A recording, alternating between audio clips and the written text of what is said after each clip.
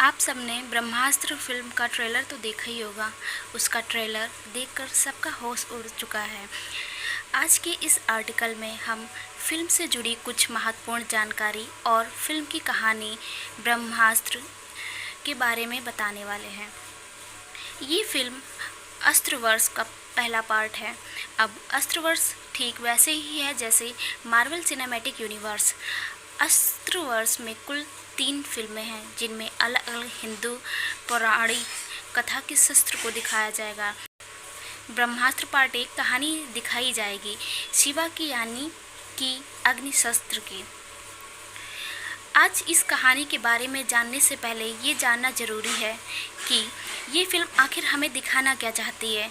तो होता ये है कि जल, अग्नि और वायु ये 3 महान शक्तियाँ हैं जो अलग अलग लेवल पर कई तरह के अलग अलग शस्त्रों में हैं। इन तत्वों की शक्तियाँ जिस अस्त्र में है उस अस्त्र की ज़रूरत के हिसाब से यह काम करती है। अब ऐसे अनगिनत अस्त्र हैं और उसमें सबसे ताकत अस्त्र है ब्रह्मास्त्र। हिंदू पौराणिक कथा में ब्रह्मास्त्र को एक ऐसा अस्त्र माना जाता है जो पूरे ब्रह्मांड को एक बार में ही खत्म करने की ताकत रखता है। इसके इतने ताकतवर होने की वजह से हर कोई इस अस्त्र को पाना चाहता है और ऐसी ही कुछ कहानियाँ इस फिल्म की होने वाली हैं। अब जानते हैं इस फिल्म की कहानी को। ये कहानी है एक शिवा की। शिवा कई अस्त्र में से एक यानी अग्निस्त्र है, लेकिन उसे इस बारे में पता नहीं होता। हालांकि कहीं ना कहीं वो जानता है कि कुछ तो है जो इस दुनिया में चल रहा है और इन सब का इससे कोई ना कोई कनेक्शन ज़रूर है, क्योंकि शिवा के पास अब आग पावर है तो वह कभी भी आग को पैदा कर सकता है। उसे कोई हथियार भी बना सकता है और आग को कंट्रोल कर सकता है और आग से उसको कोई भी नुकसान नहीं हो सकता। शिवा ही वो अस्त्र है जो ब्रह्मास्त्र के लिए वरदान है और शायद इसीलिए इस फिल्म की डार्क पावर उसके पीछे है। शिवा एक बेफिक्र इंसान है जो दुनिया घूमता है और इसी दौरान उसे मिलती है ईशा। शिवा और ईशा को एक दूसरे से प्यार हो जाता है और दूसरी तरफ ब्रह्मास्त्र को पाने के लिए कुछ बुरे लोग भी कोशिश कर रहे हैं। इनमें से एक है जुनून। जुनून एक इविल ग्रुप की मास्टर है जो किसी भी तरह ब्रह्मास्त्र को पाना चाहती है, लेकिन जहाँ बुराई होती है वहाँ अच्छाई भी होती है। तो जुनून को रोकने के लिए कई लोग हैं। इनमें से एक है नंदीस्त्र।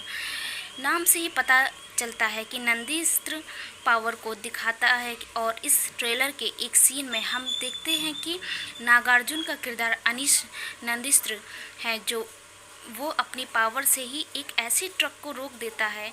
हम उसके हाथ में किसी तरह का बैंड भी देख सकते हैं जिसे हम ये पता चलता है कि उसे अपनी पावर उसे उस बैंड से मिलती है।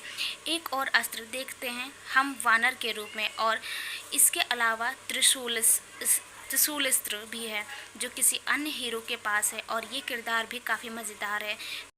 तो इस प्रकार हमें इस फिल्म कई अस्त्र बुराई से लड़ते हुए नजर आएंगे, यानी कि हिंदू पौराणिक कथा के 45 अस्त्र में से कई अस्त्र हमें इस फिल्म में देखने को मिलेंगे।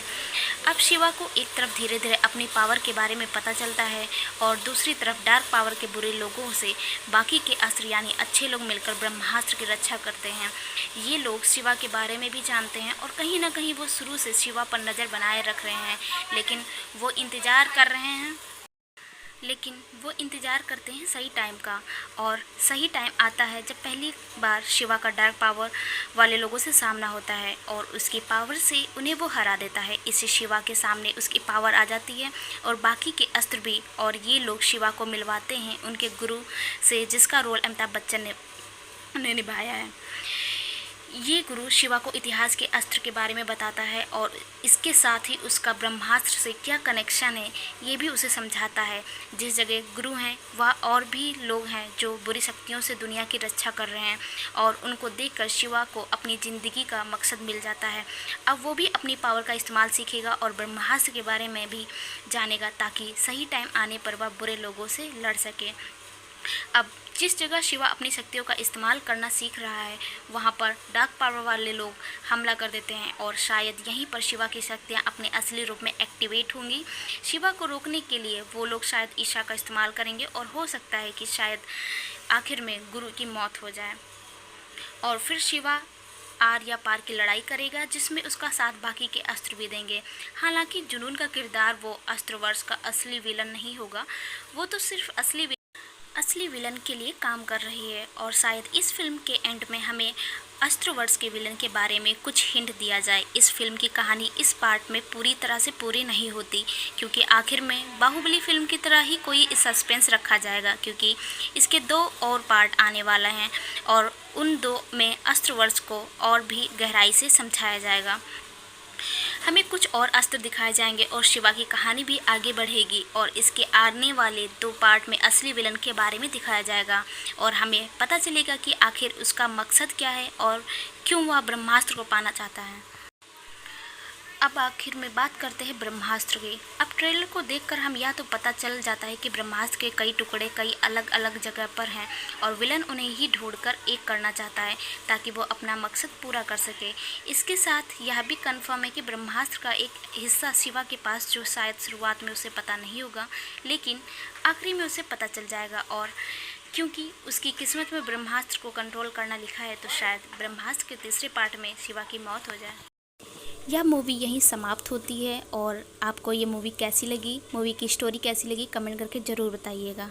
धन्यवाद।